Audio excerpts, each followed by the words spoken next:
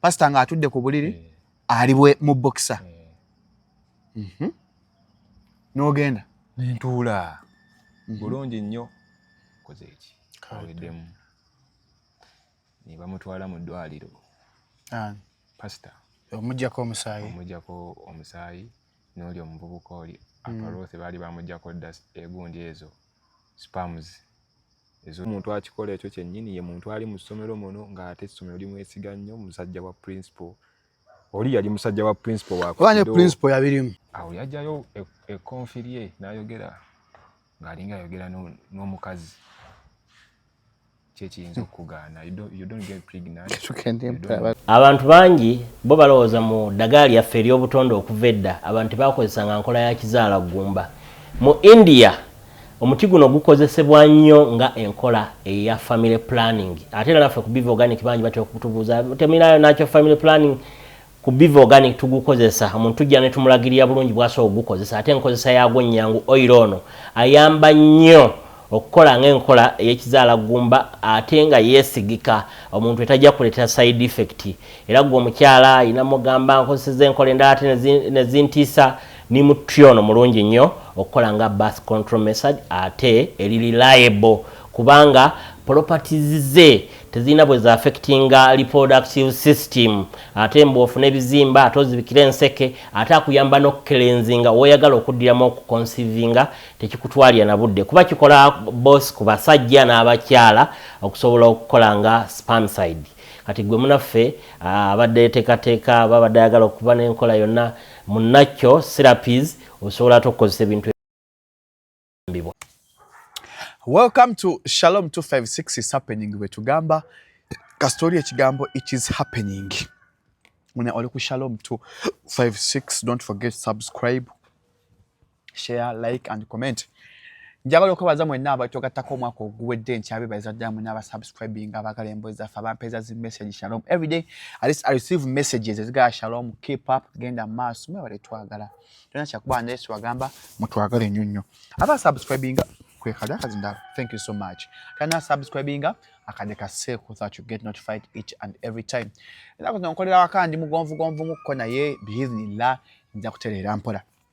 Eyakandi abogusoose nze Shalom Haddad Kaweesi ngoli mukulaba onaku lwaleero yenze kenyinyi kama kwogera yakava mukome yakafuna wifi yakafuna smartphone era oli ku Shalom 256 je komire ko subscribing kajuka sabwako ate ngo nyumirwa embozi enyuvu nyonyo dala bwemba ku set siba konze ka mbanywa naffe aba Biva Organic and Natural Health Services basangibwa ono mwana atuwa Mengo siwala nnyo Biva esangibwa ku Biva House Mengo Hamu Kasa Road opposite Masengere bajanja bisabutonde amavivi infections recurring infections ezo nga toziva muzedi ngana wake up call wabasajja twangala mu kisaawe abakwesa ku masturbation abalina ebizibu abalaposo tajja ne myaka ana twala mama osengawo ne family planning eri nacho kuba ku 0752602427 oba 0701 41 44 12 oba 0773 45 54 5402 kwe namba esimu wanze ka WhatsApp obenga oyogera nabo. Kunaku olwaleero nga mbalaga ffe tugamba oba tagline yaffe your story matters. Ndino omuvubuka sijja gamba mwami. Ndino omuvubuka bamwita Richard.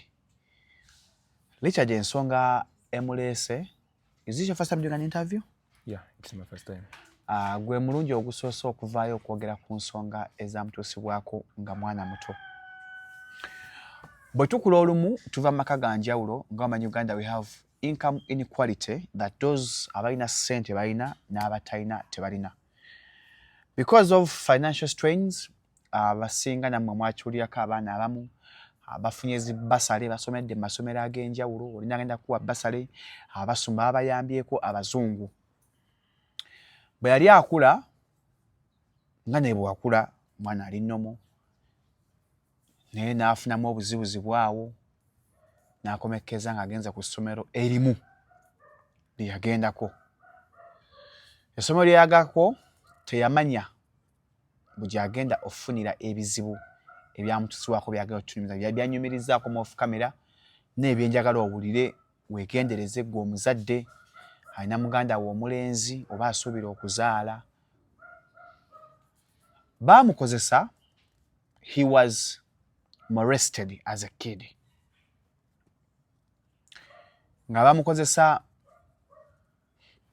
si bakyala wabula omusumba omu ow'amaanyi mu Kampala. Si ye yekka, omusumba ono yali agufudde muze omolestinga abaana abalenzi be yayambangako mu nsonga za school fees n'okubalabirira. Tuzze tubiwulira nga tubyogerako naye nga tufunanga ku first hand information omuntu agenda otuwa story. Nga wenze mbagamba, your story matters. Tokkiza story y'okufa. Olugero lwo lusooka inspiring omuntu omulala. Bw'oba oli eyo ng'olina olugero lwo, tuyinza obba si lwanga Richard naye nga olina story gy'oyagala ensi emanye ze tuzze tukola. Kuba ku 0705 271973 enamba yange nza agikwata. Nja kuwa platform tujja kwogera. Tukwaniriza Richard 256. Okay. Abandaba. Omanyi Oluganda? Yes. Okay. Abandaba ku Shalom 256. Neesimye okubeera wano nga mundaba. Erinnya nze Richard Kisekka. Kisekka. Yeah. Kisekka bayiddira ki? Kisekka bayiddira Mpologoma. Oli mulangira. Yeah. Era nga nkola nina omulimu gye nkola eyo, nkola ku NASA gye nkolera emirimu gyange mu graphic designer. Yes. Naye nga right now mbeera Nansana gye nsula. Nansana. Mubeera mu kye Nansana eyo tewabakanga. Batambula ekiri Nansana. No, by the way kati ebifo nga bw'omanyi nti kati ne bw'ogenda Muyenga oba ng'ogenze mu Nnyonyo. Waliwo specified place nti kati kino ekifo waliwo abagagga. This is not safe. Ewabeerayo ko ngala Makinjembu mu Kizungu, bene Makinjene ewalala. Kati nga olaba Nateete, waliwo Nateete oba mu Kigagga. Tekiri ekyo. There's a place called Nateete mu Kigagga. Eyo mpulira Maama Afuswe Nateete. Maama Afuswe Nateete. I think y'omukyala asinza otunda Nateete. Maama Afuswe Nateete. Yasinza ogitunda. Kati kyekimu ne Nansana. Nansana era waliwo ebifo by'otasobola kutambaliramu kati nga Nabweru. Nabweru ze Nansana eh? Yeah. Okay. Siri mu kugerayo bubi naye nga Nabweru Kyebando Kisalo. Era bakunyumiza n'embeera ebeerayo giwulira. Era nga n'abavubuka ababeerayo kubanga omuntu bw'obanga olina ebintu byo byekoledde oyagala nnyumba yapangisa era oba olina nnoonya wali security. Lwaki ogende Nansana? Lwaki ogende ewantu nga okimanyi nti ogenda kufunirawo obuzibu. Kwera mbifo ebimu wabeerawo places nga kino okimanyi nti bwe mpita wano nengwa wano tekigenda bakyangu nti wano wempangisiza oba wano wensula wembeera wano kiri somewhere safe.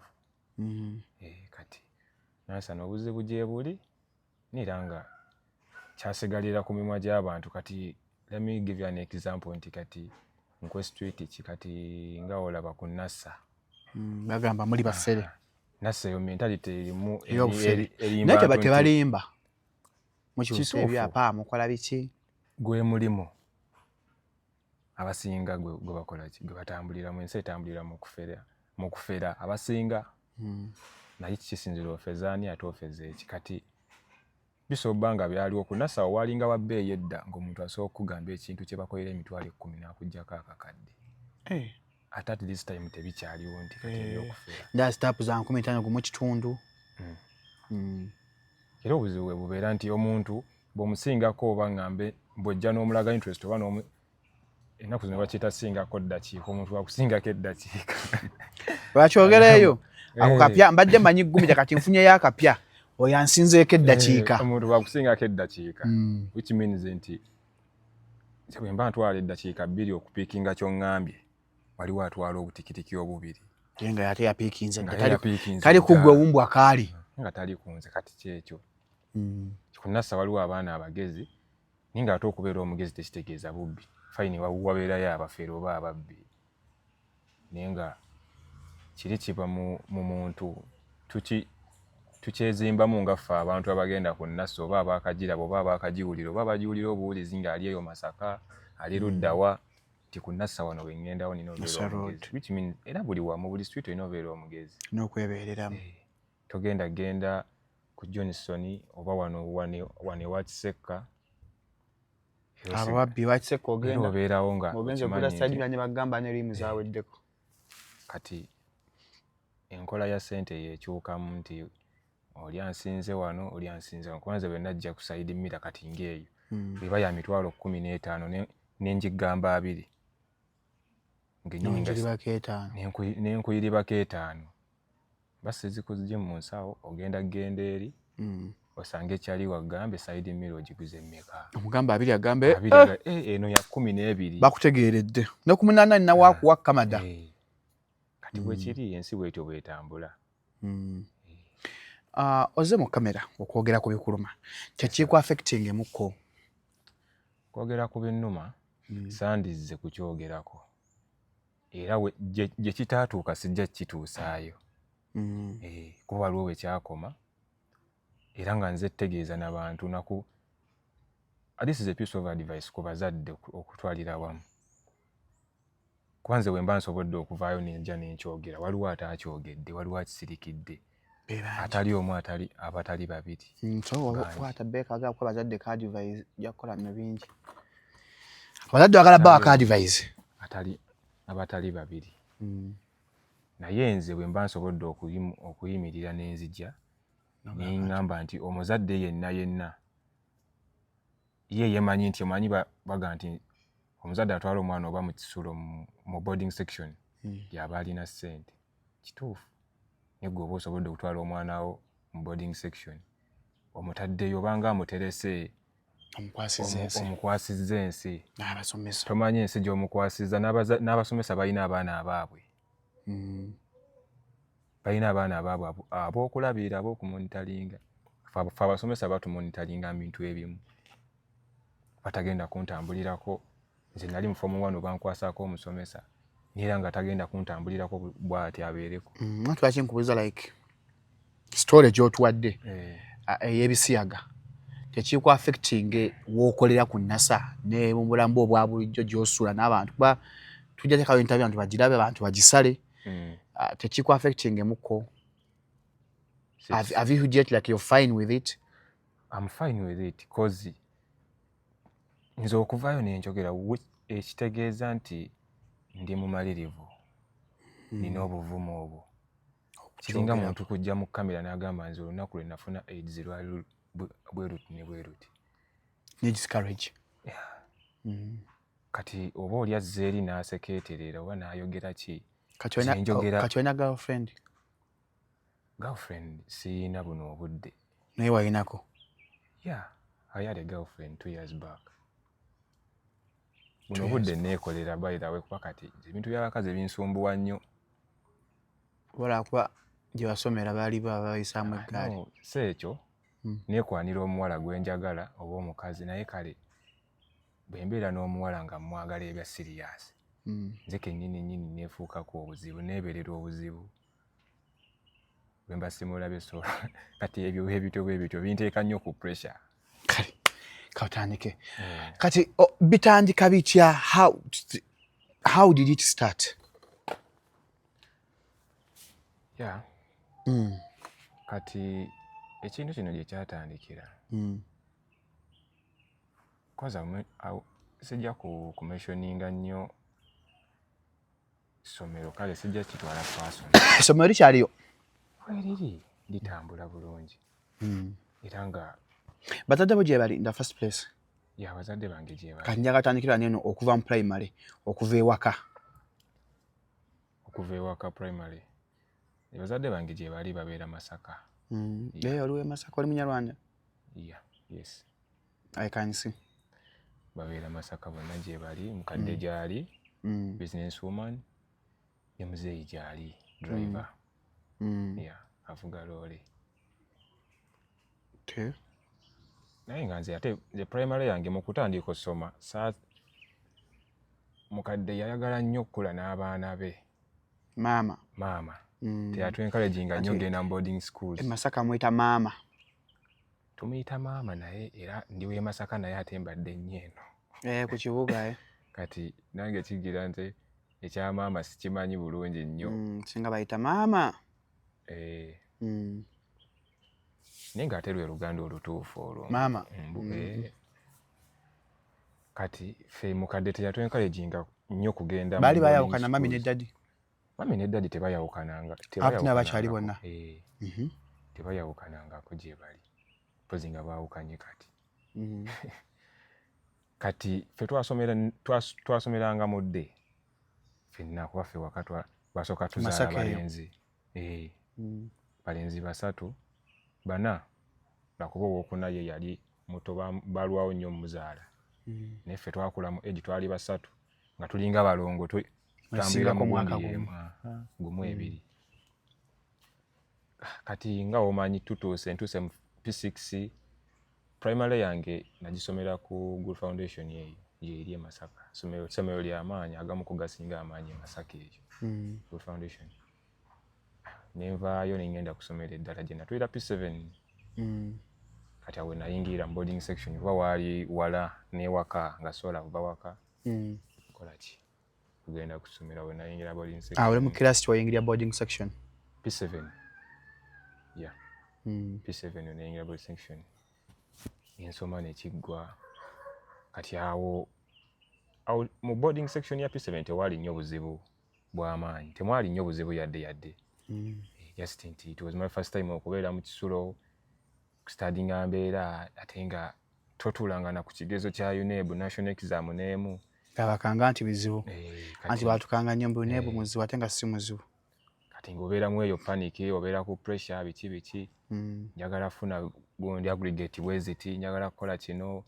Bakulu bange bakola bati nze banandala batya. Bafuna bunanze nfuna nche 12.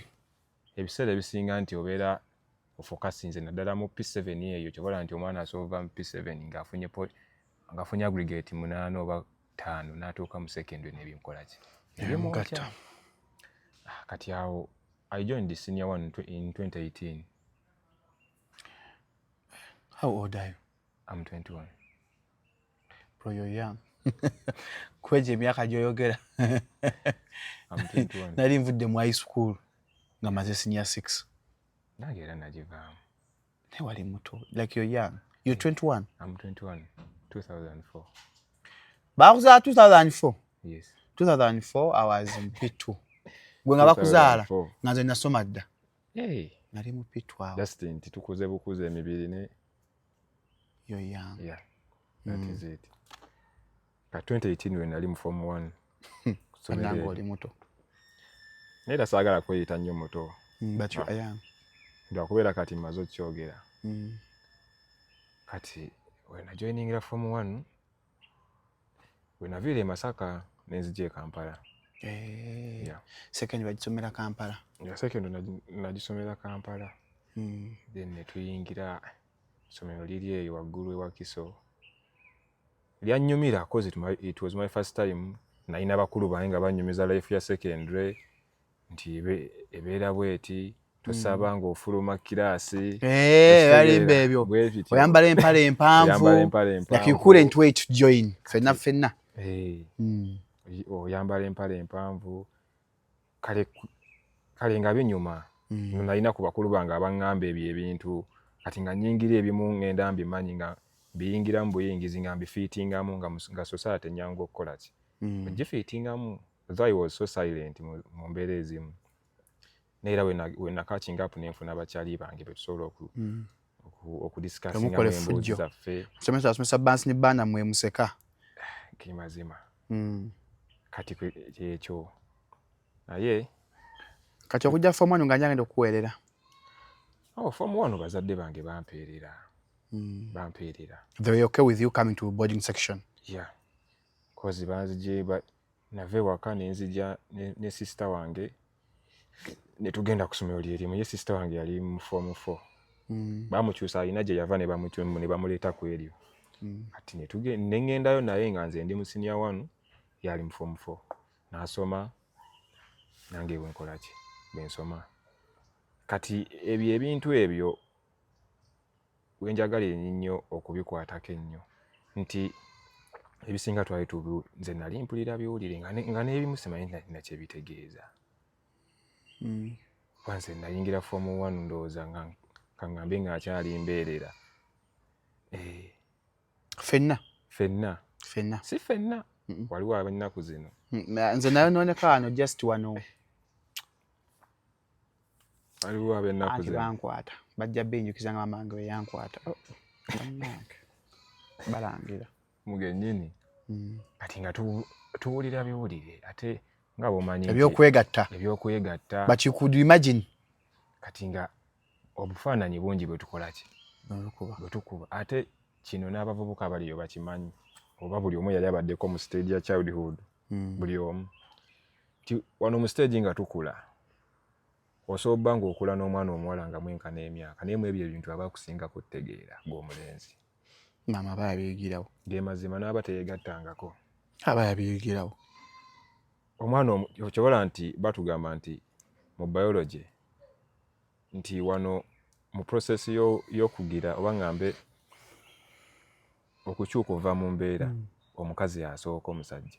Omukazi yasooka okuyimuka yasooka n'agenda. Kati n'ekyo ekintu ekyo nga ggwe nze nsoba nga ndi ignorant ku nsonga ezimu ku ekyo oba nga ntyo kyogera ne girls babeera open kokibola nti yo omuwala osobola omusanga nga ggwe olina emyaka 2 nga ye wa 18 oba 17 naye ng'atamanyi naye ng'ebintu byakunyumiza bya 25 30 kati ebiseera bisinga nti we boys tulwawo n'ate bwe tukakinga up ate ensi neyeetamwa tabusa ensi neyeetamwa ng'otabuka butabusi.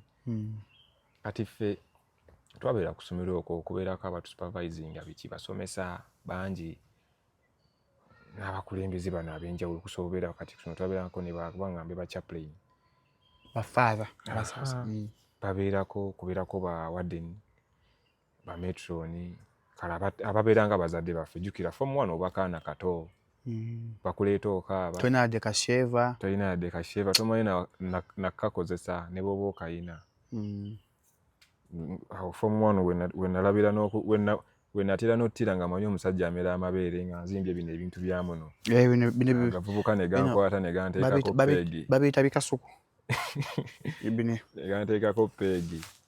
Kati ebisinga nga tujja oyiga bye kale adolescence egenda ejjiraawo form 1 bw'otandika otegeera kati obuzibu bujja tutambulira mu kutiisibwatiisibwa.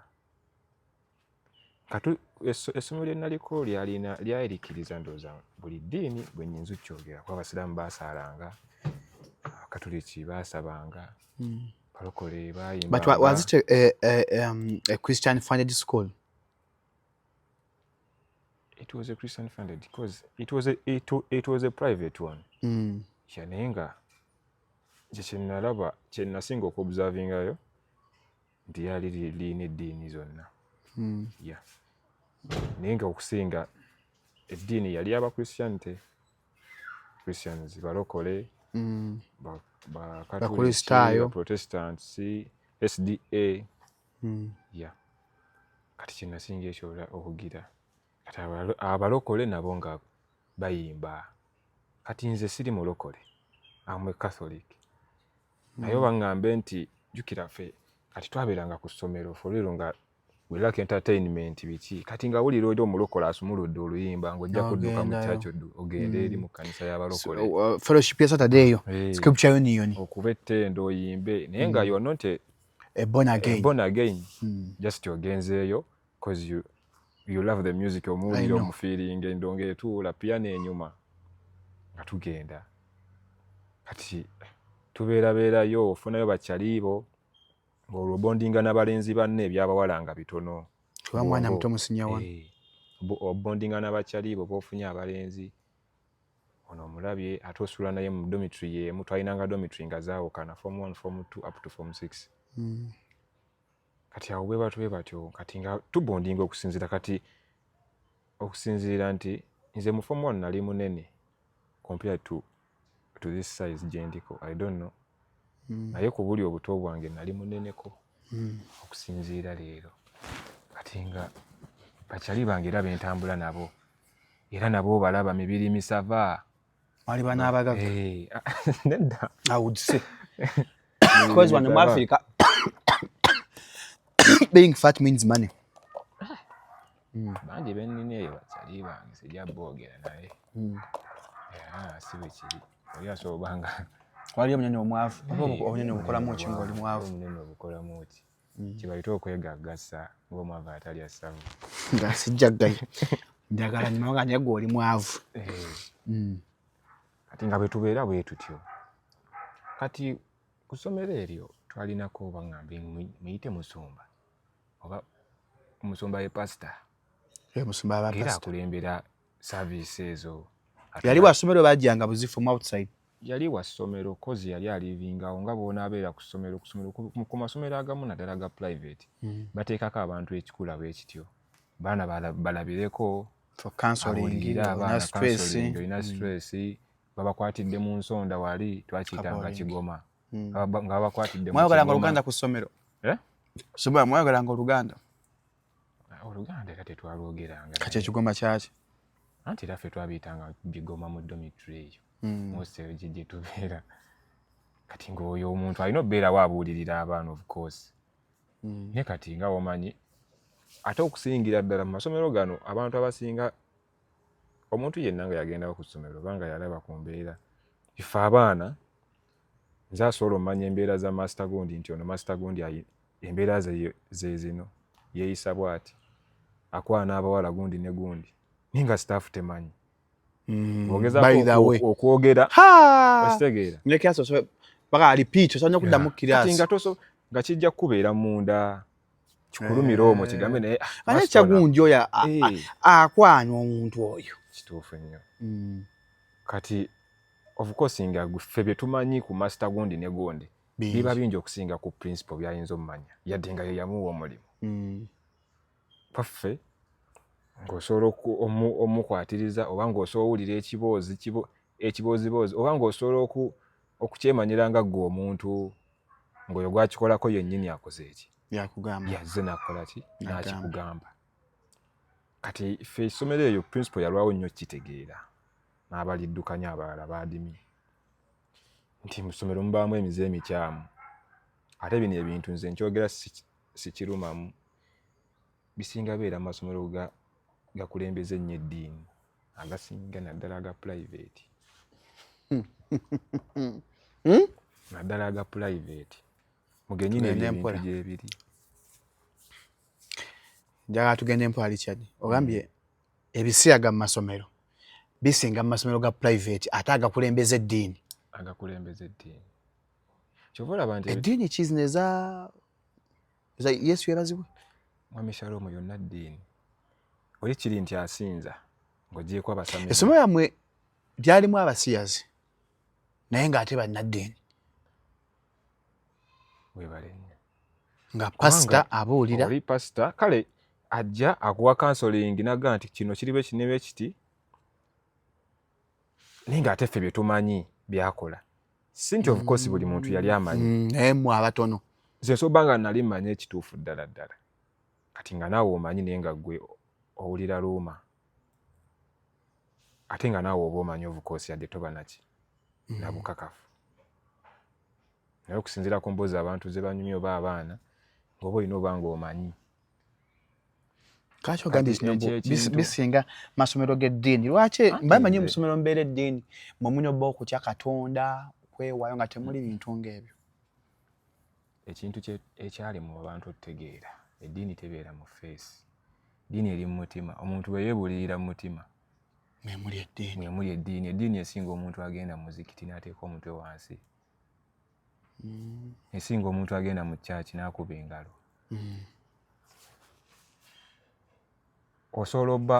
nsobola obba nga sigenda nga mmala ng'essande 2 nga sigenzeeko mu kyaki naye tekitegeeza nti mba saagala oba mba siina ddiini kati ffe twalabanga ebintu naye nga principal ne bw'onaamugamba ajja gamba omusajja wange imagine omusajja we yamujja mu kyalo ng'amwesiga Mwageza nko mulopa omusumba ono. Ate tulina nabe tuyinza kugirira ffe twasigalanga mu kiboozi kyaffe. Kati omusumba akwanyanga balenzi bokka natakwanya bawala. Wana abala yabasumba. Ate abo abantu bwe batyo baba ne psychology mungi nnyo mu mbeera zaabwe. Kiba kizibu. Kiba kizibu nnyo gwe okuva eri nojja n'akugira nti leero bwe mba nsazeewo ngenda mmukwata. Kale nga gwe okitegedde nti akikola. Osobola otwala emyaka egiwera. Nnyo. Nga tonnaba kitegeera. Fulu osobola ng'ekintu okiraba ng'omanyi we kitambula ninga mugennyini ogamba how can I approach this man principal mu approaching entya bwe bango ku ssomero. Ng'otya. Ye nkyogera entya nkigambe ate nkigambe entya bazadde bange. Right now yadde muzadde wange yanzaala bakyaliyo. Ne kati nkyogera openly. Bakati okuze. Kuba nkuze. Netegeerera ntegeera ekituufu n'ekikyamu. Naye luli emabega. Mugennyini ng'oga mba nkigamba mukadde nankuba oluyi. Ate nga it is not your fault. Mugennyini ebyo ebintu gyebiri. Masomero g'eddiini. Mu masomero. Nga tuli mu masomero g'eddiini bannange mbajjukiza okutwala sneaker zammwe ku Ideal Sneak Care. Bakola zino following services: shoe washing, repairing, sizing, engatto ng'ekunyiga naye ng'engatto eyo ogyagala baagikuwa kuva naye ng'ekunyiga, oba engatto oyagaziwa naye nga nnungi ogyagala nkwano tugisuula bagatereeza bulungi nnyo. Abakola sole restoration, sole nga yavaako ku ngatto ennungi ennyo bagizaako, batunda n'engatto accessories nga obuguwa, carpets ne sole empya. Basangibwa Kira Kyaliwajja Road opposite Prime Petrol Stations ku mafuta awo. Bazikima ewaka bakwanya delivery kuba ku namba esimu eno 0770 5239 20 0770 5239 beba Ideal Sneak Care abalongoosa engatto bantu obugwa bw'engatto ekwokya naye ng'ogyagala genda bakigaziyemu mpola mpola. Ndina Richard tutuuse ku kinyuzi. Mukimanyi pastor alina byakola naye mukyokwogera. Weewale nnyo. Ate tuli mu senior wano nako kakulu. Sinya twogera amazima. Okay. Bapasa amwe mulimba. Sinya no mwana ba 12 years 11. Twandibadeka aba form 4 ba. Like obeera mwana muto. Ne tuli mu senior 1. You're 11, 12. I was 13. 13 yeje emyaka senior 1. Nze funza I was 13. Yeah. 2018. Mugennyini kati awe waava obuzibu ekintu kyatambulanga kubanga oba ebintu obagaba masitaani oba biba bizimuzimu. Cause nze I don't know omuntu wafunira ekintu ajje obagambe nti gowulire eddala nga naawe olinga atuddemu ekintu kyennyini kiringa kibanga kiddimoni ekiba kikwambadde. Cause osobola omusanga oyo pasita nga ye ng'alaba ate ey'okwebaka ku muwala kive era nga mumbuulirira ye akugamba abakazi saagala. Naye nga ye alaba bw'anaafunayo ekirenzi kinga kimufaanana kijja mukolera. Naye era abantu we batyo kuba kyatuukawo twali ku ssomero okwo nga bwe nakunnyonnyodde nze bakyali bange be nasooka obeera nabo nabajjamu abo abagundi. Services ze nayingirangamu ez'abalokole fellowship munda mu ssomero.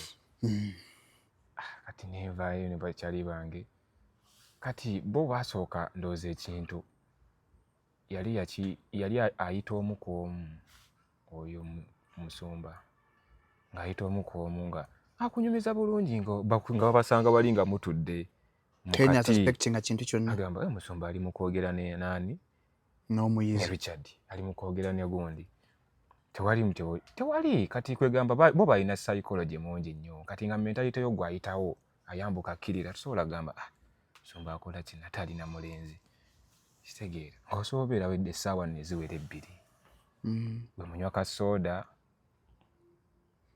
kitegeera bwe mumeketa bubagiya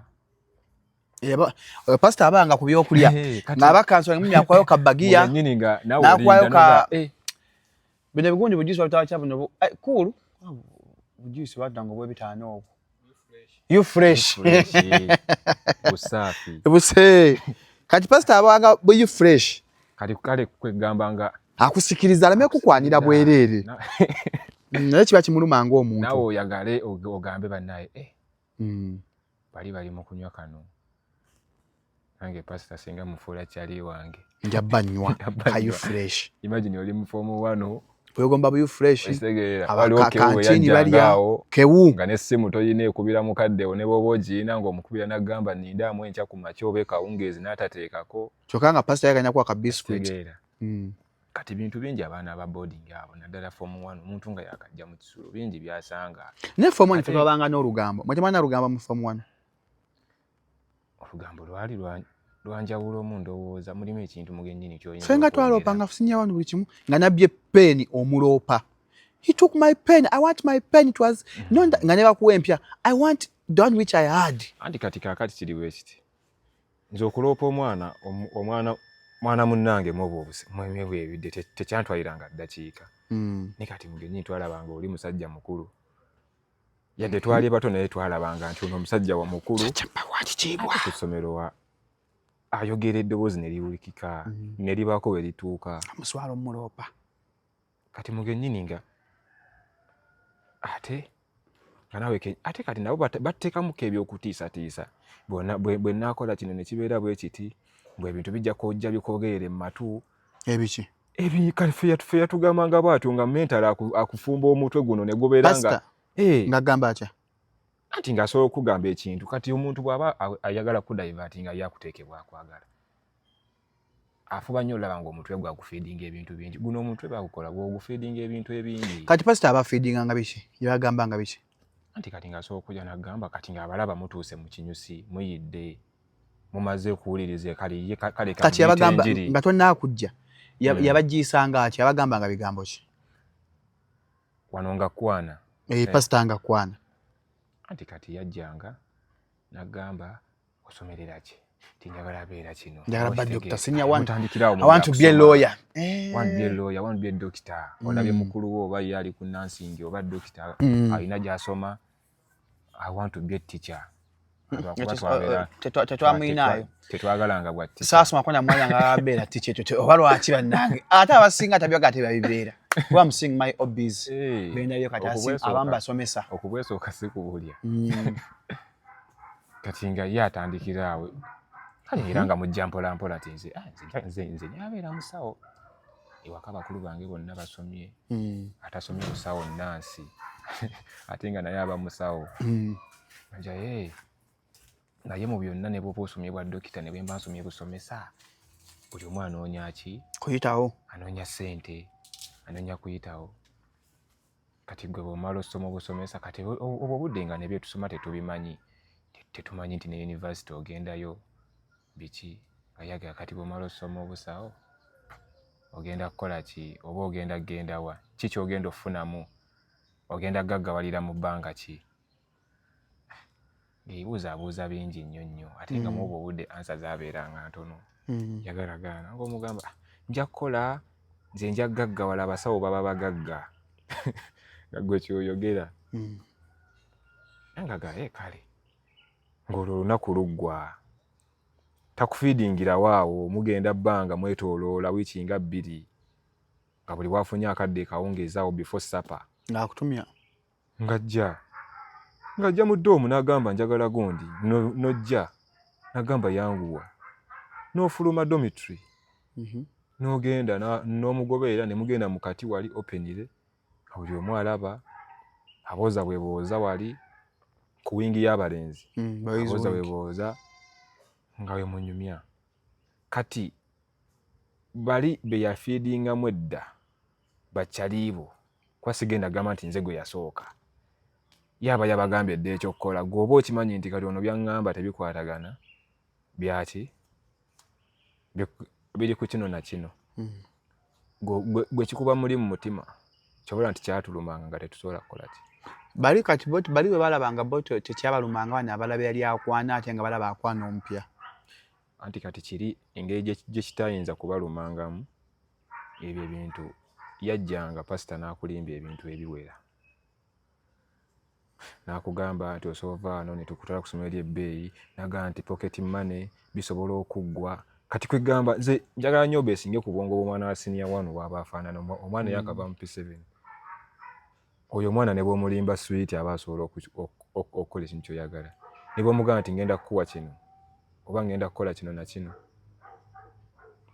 kati ffe twatambulirwanga mu bigambo onfiidinzeemu ekigambo mu bwongo bwange mugenyini nga bw'ongamba kakiringa bano abaana be bakwata abana abawala abato agamba bw'otayogera ngenda kukolera kino bw'oyogera ngenda kukusalako omutwe naye nga tagenda kugusalako tuteeka mu mutwe mugenyini n'obeera awo nga omusajja yakozesa emyaka 2 emabega naye nga kikulumiriza mu mutima ng'otekyogera kati bwe kyali ng'osoobera ali ng'otudde omusajja yeefudde akuwa counseling ni bakyalibo nga bana wali bamanyi ekigenda mu maaso ng'alimanyi ali mu kukwana nga bakimanyi ate ng'okumanya kale okumanya baba so confident nti abakimanyi nti nabali bamanyi ate oba era abakimanyi nti basobola kukola kikwogera oba abawanga ssente ebyo bya ssente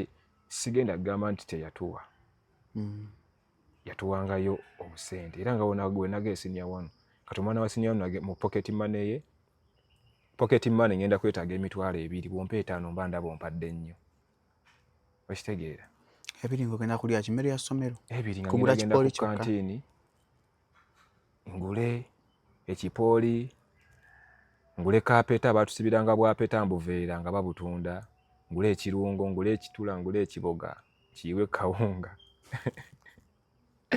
nguleyo kasoda nkumbe ensegazeemu ogumu ekitundu kati mugennyini nga ezembeera bw'otambulira nga lwozze ng'olupasita akusanze mu ddoomu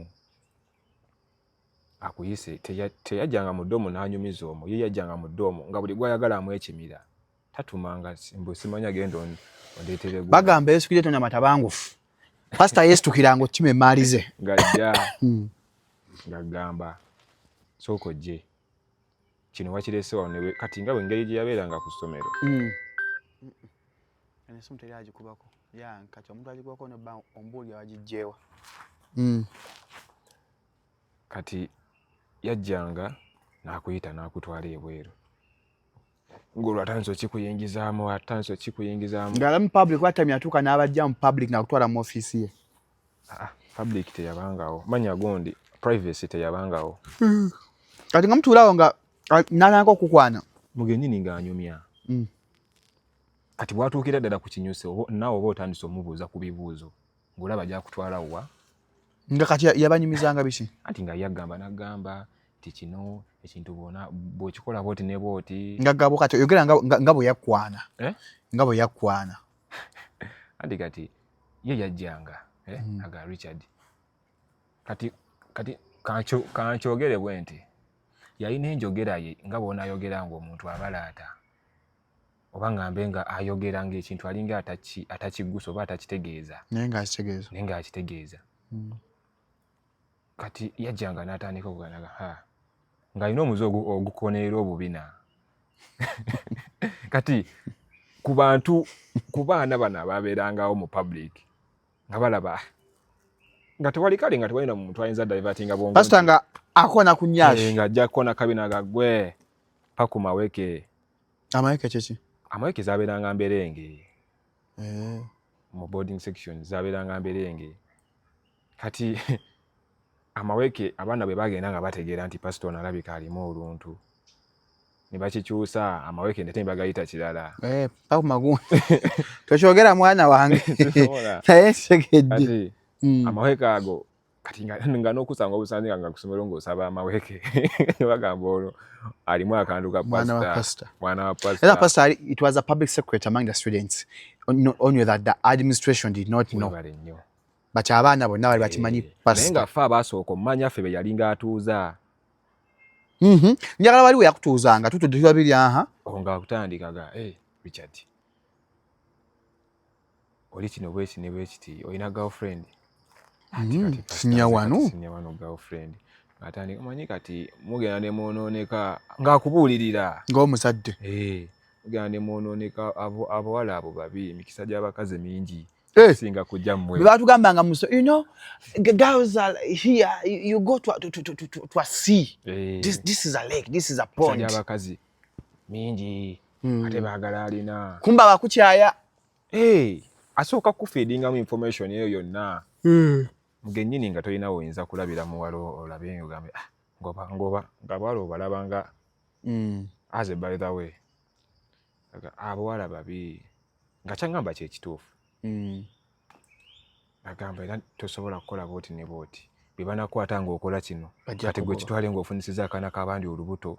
Mwesobola ewammwe nedda. Principal gobye ewammwe temwesobera sooka okuba ettooki ewammwe gy'ova. Awo mu kyalo akuzannya koodi. Kati ebyo byonna nga ng'omusajja akubuulirira ng'alinga kojjaawo. Sooka okuba ettooki ewammwe gy'ova. Omugole kati ate pasita nze simanyi naye bayimirira nga nkwana n'omukazi nze ekisooka I was shy. Ekyokubiri I was quiet.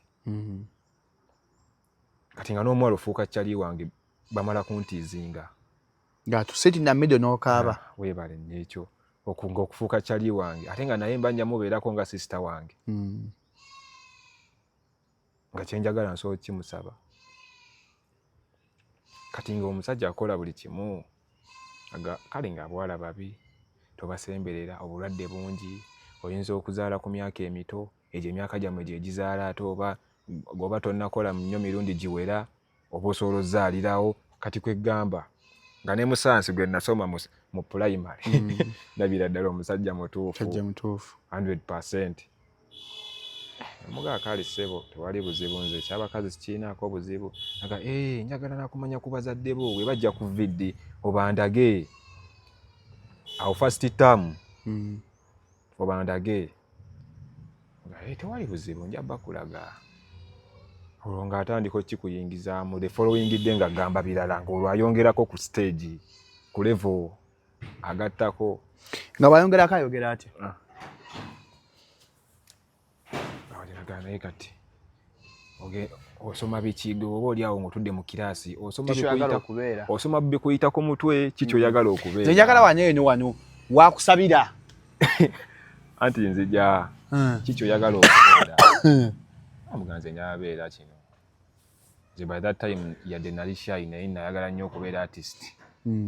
Oyagala kuyimba agamba ba Lady Wine abo amuga Bamigos. I feel myself singing, performing. Kwana I used to act mu primary biki nga mbikola nnyo.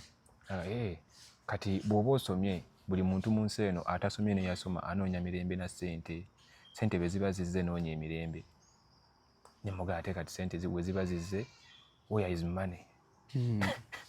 Awo yatandikira okuŋŋambira emboozi ezaddala n'aŋŋamba nti kati olaba bw'oba ng'oli musajja ojja tuuka ozaale ng'olina famire ng'olina obuvunaanyizibwa. Bino byenjogera nno kati kansooke neegire byenjogera sibigamba nko na mukadde wange ebyakutuukako naye ng'akimanyi nti ku ssomero kuba namugamba nkyuse nga maze munnyonnyola nti ku ssomero waliyo gundi akola bw'ati ne bw'ati naye nga tamanyi nti nange kyakola kyakutuukako. Weebale nnyo kyekyo. Kati pasita ng'olwakufeedingamu akugamba kati bw'oba okoze booti ne booti ojja kujja kati olwo atandika okukusika akujja mu privacy ojja ewuwe akujja mu public mu bantu.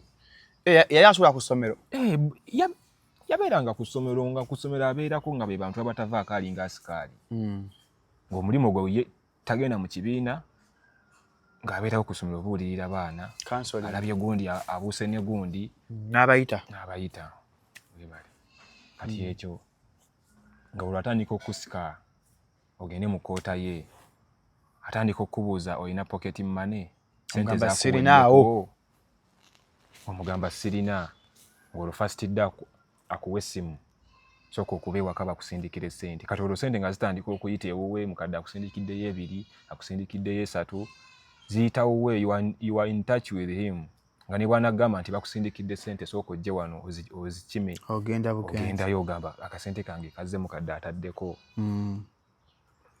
Kati awo akuwa akasimu okuba atambulamu agenda omunoonya essomero abula akulekedde essimu ne mu kkoota akuleseeyo. No, akasimu akakuweera awo mu public nga goledi omanyi nti pasita gundi kale ffe twamuyitanga master ng'ekya pasita tetukigenderako nti gundi asula wali otambula oyitawo lwakuba nti wali oyita kumpi ne Girls Wing otuuka eri mbasomesa gye baasulanga. Kulekedde essimu ate okubeera n'essimu ku ssomero nga musango. Ng'olina omunoonya. Oli musiniya wano otya oga pasita ono gundi akuttewa mundabiddeko nti tetumanyi gy'alaze yagalagana ng'olina omunoonya. Kugambe yalina psychology mungi ng'olina omunoonya atambula genda naye. Oyiseewo kati onoonya pasita waali oyambuseeko mu staff room taliiyo essimu ye ogenzeeko mu bakiraasi otambuddeko buloka eziwera taliiyo ozeeko ku muwingi y'abalenzi okomyewo olabe oba gye wamulese ogenzeeko ku gundi ku power house ku kiyungu olabe awo ng'olina kwambuka wa ku kkootaazi otuukayo nga gy'ali okonkona gulawo ate omusajja bulijjo gwenyumya naye angulira kasooda. Sente zange zituukirawo we mukadde zampeereza oba muzeeyi ate namusumba ate pasita kati oyingira omaliriza nti bakusindikidde tumukadde nga ajja teekako enkya ate n'ekya sisuubira kuba engeri gy'abadde ayogeramu abadde angatta agambye ne bato bo tebannamalayo fees sooka onnindemu ngenini ng'omusumba ng'omunyumiza mukadde byagambye kale kati ogenda sooka okwate zino kwatayo omutwalo nga tulinde ezamukadde naye gusobola okweyongerayo kati awo yaŋŋambira ekintu ekituufu nsobola okwongerako kasita okola kino yakola atya yampa omutwalo kweyo moment kuba yagumpa gwe sigenda gweka yagumpa nengukwata agamba mukadde bw'anajja bw'anaasindika ng'otandikira okwo naye ogwo omutwalo guyinza okugira naye bw'oba oyagadde gusobola okweyongerako. ng'omugamba gutya saamubuuza gutya gusobola okweyongerako ye yambuulirawo nti bw'oba ozze wano owa wentudde ku buliri bugenyi okusinziira ku mbuzi yali ayogera nange emabega oba nali nkwata oba nali mpiikinga mangu oba ki nenzijja ku buliri nange nenkola ki nentuula. Yali bwerere ku buliri yali mu ppule ng'omuntu ng'omusajja bw'anaabeera ewuwe. So Kembagire Share Bus asangibwa Osonde Mukono musomi wa dduwa ali ku 0782 36 75 99 oba 0752 74 35 83. Share Bus asangibwa Mukono sumweze ka WhatsApp ogere ku nsonga zo omwaka ogutandike bulungi nnyo ddala nga tonna bikusumbuwa. Ensonga zaali zikyali z'amaanyi nnyo.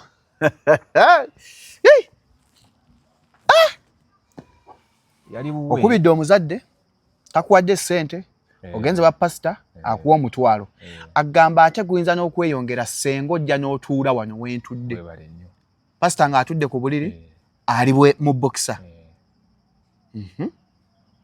n'ogenda nentuula bulungi nnyo ane mugane kati masita mugenyini kino ekintu nga bibi edda twabiyitanga bya kisiru ate nga si ebyo bye tumanyi nga tumanyi biri mukazi na musajja muwala na mulenzi pasita omugaba bino nga bya kisiru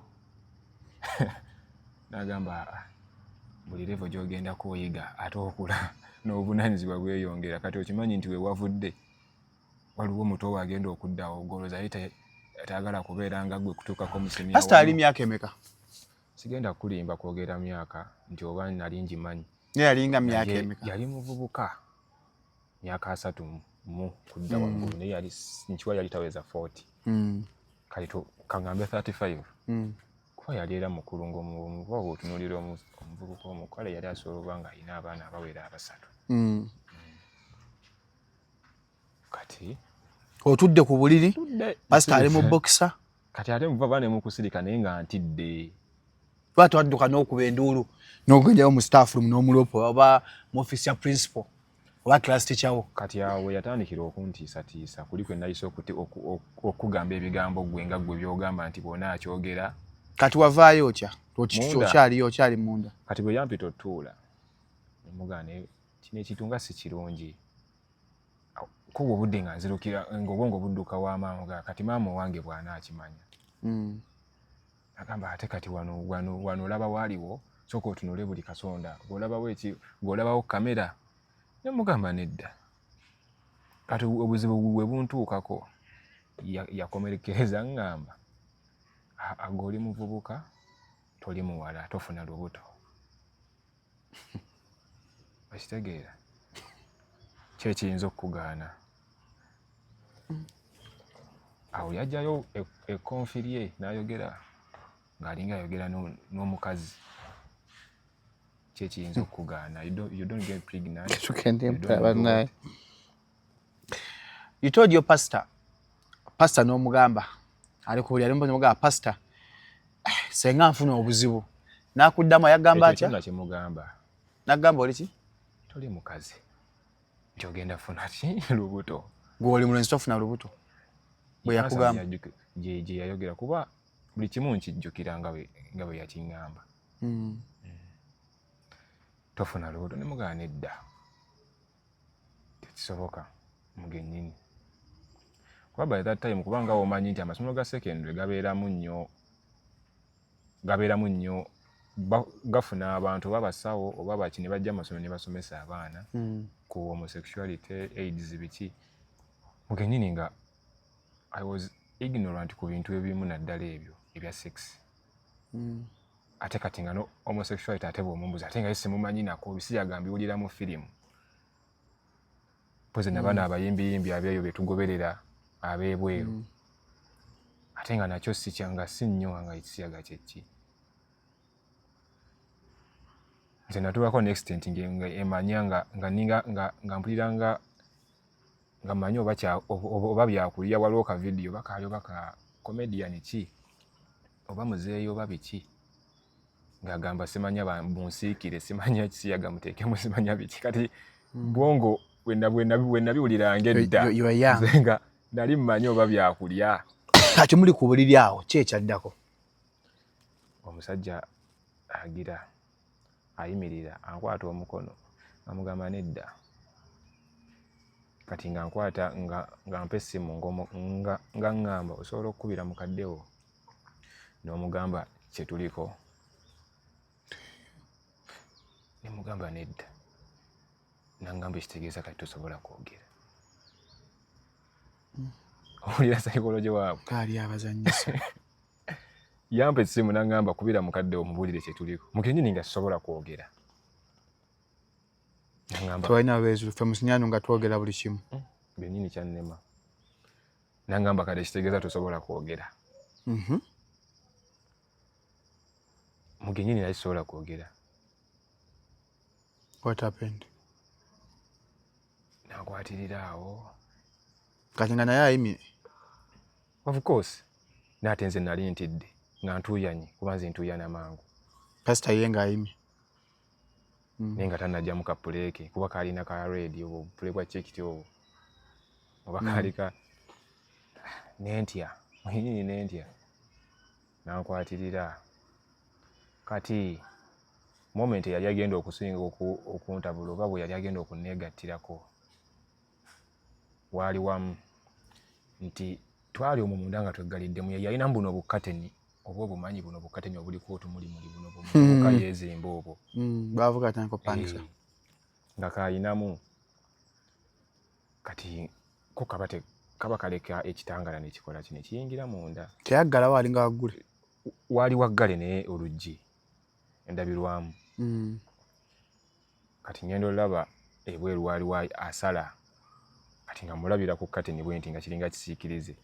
Yali musomesa naye ng'agenda ku luumu ye tawe namanya nti ebweru wasobola obeerawo ki omuntu nemugana edda kanfulume byamaanyi yadde saagayina namugana edda kaŋŋende wano waliwo gwe namugana nti wano waliwo ampita ebweru ate nga abantu abajja eno waggulu ku kkoota ziraba abasomesa agenda otunula bwati ebweru nga waliwo madamu yali ku bibye yali musiraamu bamuyitanga Sumaiya asomesa geography yali ku bibye ng'ali ku ssimu akazigo ka gundi kali wali kapasita nga yayimiridde aside wali besides n'amulaba namugamba madamu ampita yabadde yaŋŋambye edda ebyokukola nenimba awo ekino naye nga ne madamu ampita tannayogerako sirina ssimu nti ankubidde wabula naye bwe yalaba madamu mu ddinisa ate n'atya n'akimanya nti obudde bwonna nnyinza okukola ki okwogera okuba enduulu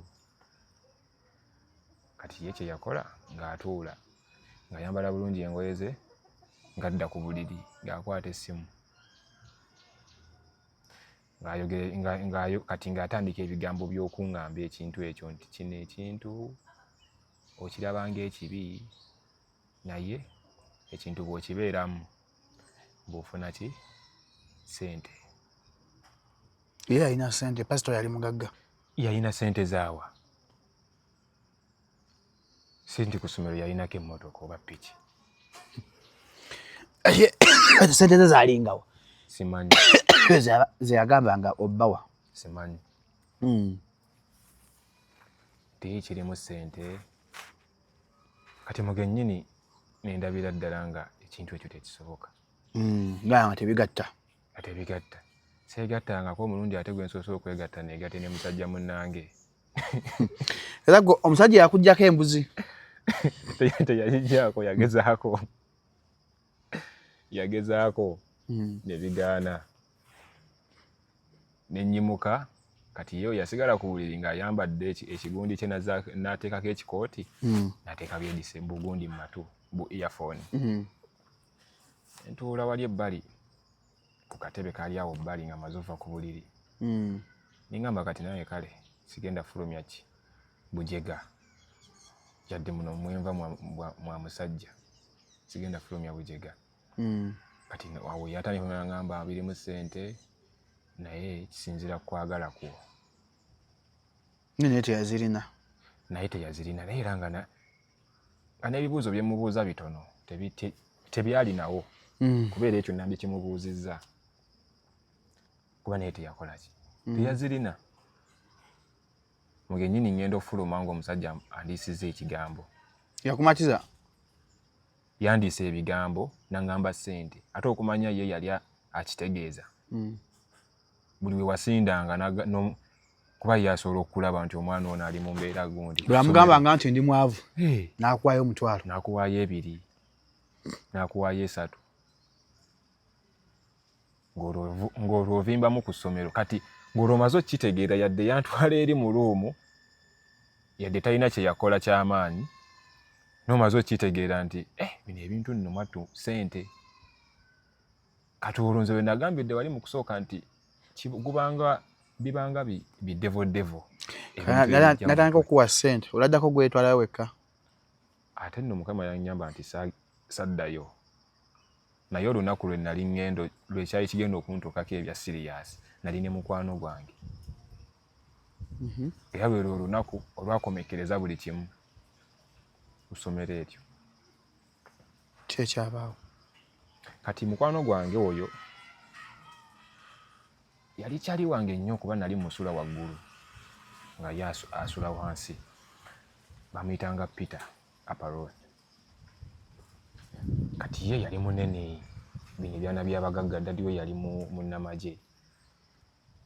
Kati nga ye ate ye bondi ye ne pasita oyo yali nnene nnyo nnyo nnyo nnyo kuba be bamu ku baasooka naye yadde ffenna twali mu kirasi emu.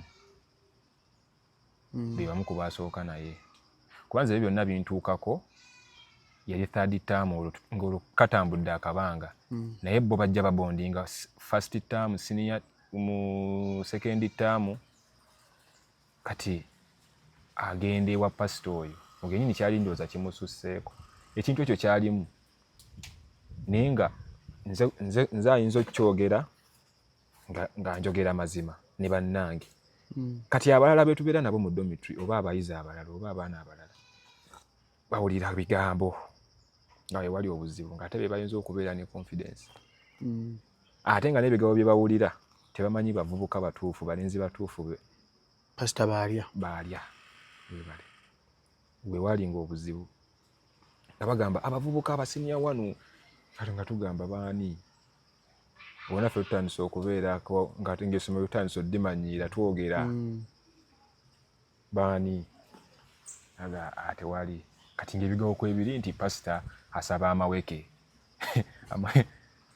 bina baatuuka nga baliyita gweke ngaga nti pasita asaba amaweke abantu bakimanyi kusomera abantu bakimanyi naye nga omanyi nti kusomera amasomero agasinga gasoberako ekiboozi nga si kituufu oba nga kituufu kati nga naye tukiwulira oba naye bakiwuliraga amaweke byebiki omusomesa tasobola kikonvatinga naga igweke kyeki kitegeera kati oli Simon Peter bo baali babondinga nnyo n'oyo pasita kati olunaku olwo lwakomekereza buli kimu Simon bamuyita pasita Kolo yasindika omwana ajje mu hostero yaffe ngambira Simon Peter ajje ekyaddala Simon Peter ndoza saali tumususeeko naye baali bamusindikidde ssente kati oli yabifriendinga nga bazadde bo ng'ayogera nabo nga bamusindikidde ssente yali oba emitwalo 8 tumugenyi Aparothi n'anzuukusa it was a weekend n'anzuukusa n'agamba Richard soko ojja omperekereko wano malo nno omusimbi gwange ewa pasita nga tugende nga kimanyi omanya kyali wange omusimbi bwe guba guzze tugenda gukola kigunyumirwa babiri twambuka tutuukira pasita tukonkona amubuuza ozze naani ono yajja ku mulyango nze nensigala wano ebbali ku kaveranda ozze naani the boy was good enough n'agamba nzize nzekka kuba ayinza oba yakimanya nekyali kimususseeko ye nga ye omuntu waffe twanyumyanga emboozi ng'omuvubuka asovayo ng'akaaba oba nga alina waatuuse n'agaana kati ge mazima dadi wange bw'amanya oba bwekifaanana by that time nga ne side effect tetukola tetubimanyi ebintu ebimu twali ignorant nga tetumanyi muvubuka ng'ayingira nga bamuwa omusimbi gwe ng'amugamba emboozi y'emu ku buliri nze nga ntambula nzikirira nzirayo oba omuvubuka yamukozesa oba teyamukozesa kwogwo omulundi naye nze kimanyi yamukozesa kubanga omuvubuka kwe yavaako akola ki alwale emabega kuba omuvubuka oyo yalwala era ekyo kyekyakomekereza buli kimu muvubuka kulwala kugenda waka n'awulira nga kimususseeko dadi we n'akola ki ow'amagye dadi we n'amanya kuba teno ne dadi we omumanyi omwana baamubuuzanga bibuuza mugaa kiwabadde ki nti nze mpulira obulumi the anus is paining me obulumi abuwulira mabega dadi abuuza wabadde ki dadi waakuba essimu akubira principal amugamba mister omwana ono mulwadde naye simanyi principal nga mbu ng'abalaata nga tabitwala nga nsonga muga ayinza oba alina obuzibuzibu obanga alina allergies bwe bityo alaje w'omukabina simanyi nga bimusiiwa principal naye ate abeere muntu mukulu nga bimusiiwa bambi ng'omuvubuka akola ki ng'ayogera ng'agamba muzeeyi we ow'amagye waffe omuzeeyi oyo twali tumumanyi ku ssomero nga bajja ku vidi ng'amanyi n'okukyala mu nnaku ezitali za kyala ng'ajja bweba nsonga ekwatagana ku mutabani we ng'ajjirawo ng'adimi yonna agiyisaamu eggaali mwali muli awo ngennyini nga mutabani we ndowooza eri amunyumiza amugamba kino amutwala mu ddwaliro bamukebera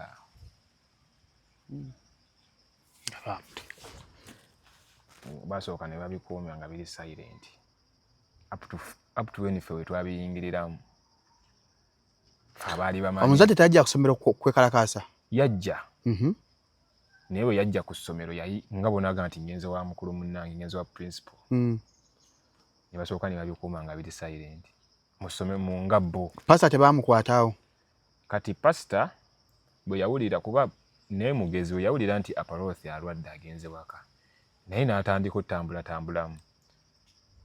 Naye nga taba ku ssomero, naye ku ssomero takyabeerako ennaku ezebbiri kuba Aparothi yamala ewaka ennaku zenzijukira zaali 2 ennamba. Nga tabeerako ku compound abanaga pasita banne yagenze bannaye kuba yali alina kale nga bonaga nti omuntu yali ababeerako nnyo nga alina olugezigezi agamba pasita tumuwonye taliiwo ewe waggale nti nga tulinayo n'abasobola kugenda ne balingizaayo naga pasita gy'alidde ero nga takkiriddeeko eno. Ekitegeera bwe kityo. Kati nga ne olaba naye kennyini tali steady pasita ye nga ye. Ng'omwana dadi wajja. Dadi w'endowooza yajja n'obumanso kadimi n'esooka n'esirisasirisaamu awo. Tugenda olaba Aparothi bamule.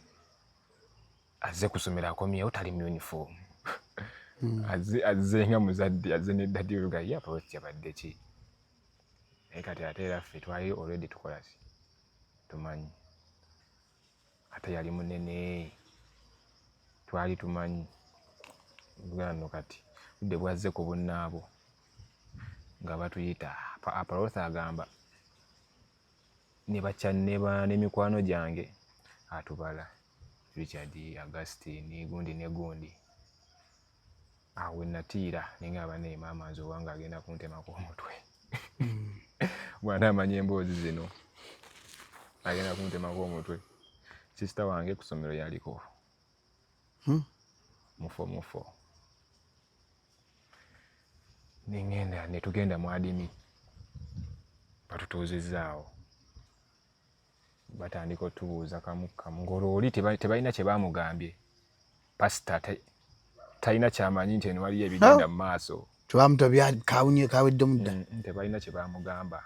Era byamunda. Kuba buli omu n'omuyita tebaatuyita kirindi. Bayitanga omwomu nga bayisaawo eddakiika nga 3. Make a statement. Jangu.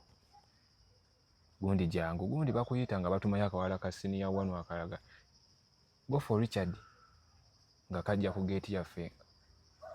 Gundi bamuyita n'ojja n'ogenda. Kati nga kiba kizibu omuntu otegeera nti eri gye tulaga wookya.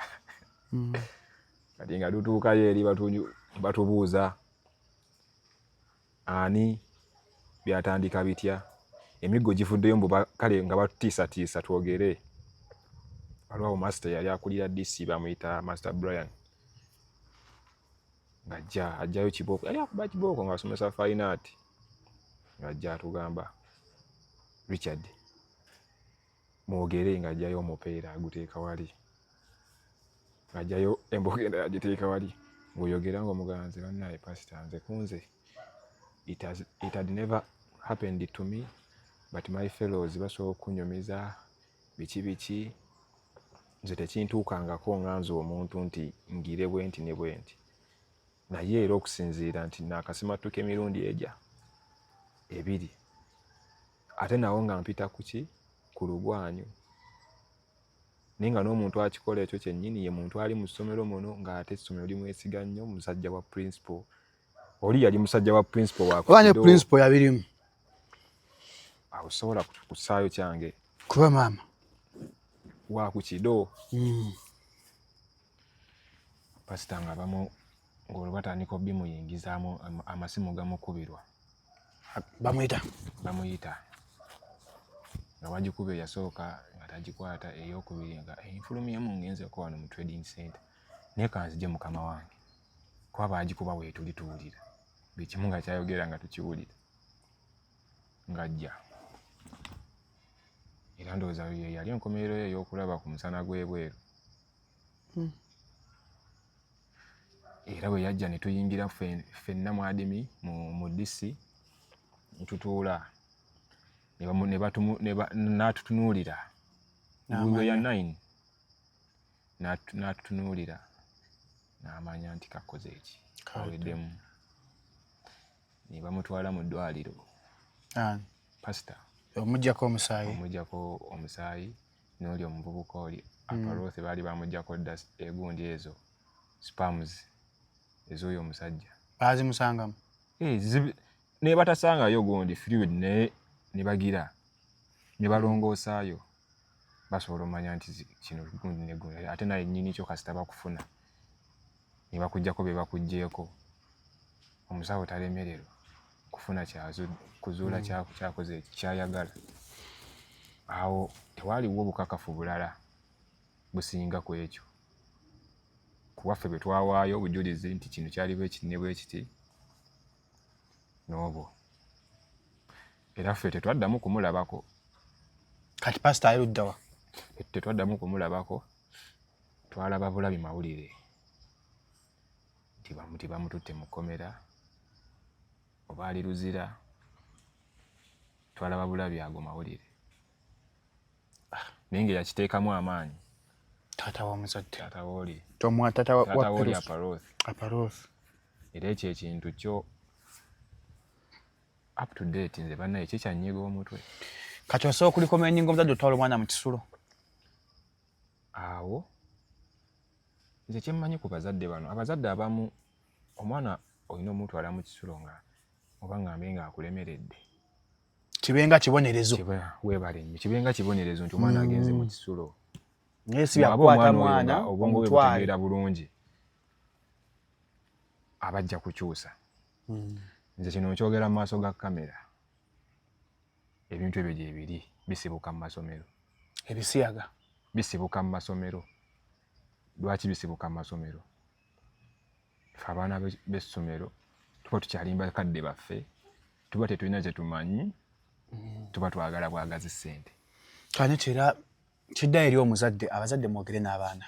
Tuze tuyogerako wano. Omwana omufuule mukwano gwo, talk to your kid. Mugere essomero liri litya, mulya mutya. Nabagamba essomero lyatakukkiriza kugenda kulaba kisulo omwana waasula tutwalayo omwana. Yogera n'omwana nga sirya ssente, mbuuza ali atya. Nze kyantwalira obudde okubeerako awo n'ensirika oba ngambe nga ekyo ekintu kinva mu mutwe. Tekinvangamu naye kyantwalira obudde oconcentrating. It takes time to heal, but tusaba Katonda. Nannyukanga ngamba navanga ku ssomero nga ngenda ewaka mu holiday nga tuwumudde. Nga ntuuka ewaka buno bw'oludde obumpimpi wiiki 3-2 naye ng'osobola omala olunaku ng'oyogedde ebigambo 3 byokka. Yadde nali silent naye nga mukadde akimanyi nti soogera yogera nnyo naye nga akimanyi naye mba soogera at least wabaawo ekinjogeza. Nga mbuuza kwanzi maama yambuuzaako lumu n'angamba naye ewaka bampita nnyo Kiseka. N'angamba Kiseka kiki? Buzibu ki wabaaki? Toyogera. Kumbe oli mu twamawo. Tuula wekka, oyagala beera wali otuule wekka. Neeba bega emmere. Ngamba gangenda kulya. Amagambo gireke eweewole naye sinti mba njagala ewoze. Ndaba n'okutunulira omuntu mu maaso ge nti ndaba nga nti yandaba yakitegeera. Wetaagamu kati counseling. Nga ndaba yandaba naye ekyo natuuka okukula nga nkiraba ne ngamba naye kino kinaba kyakuyiga. Kuba ebisulo ebyo birungi ate bibi. Ninga negative effects zezisinga. Tetwakadde kwagala linnya lya ssomero kuba essomero ly'amaanyi lirimu akisaawo. Likyaliwo paka kyaoperatinga naye kirungi omusomesa bamukozi pasita yali ani erinnya tuweeko limu lyokka. Pasita bamuyitanga Senkai. Pasita Senkai. Yakozesanga abaana ab'obulenzi nga bato. Emboozi no tuzireeta mubeemu kye muyiga mu kyensuubiramu gwe omuzadde oyize. Naffe twebulirire nga ffe tukomyewo enkolagana eyo ey'omuzadde n'omwana. Omwana ng'asobola okuddukira eri omuzadde.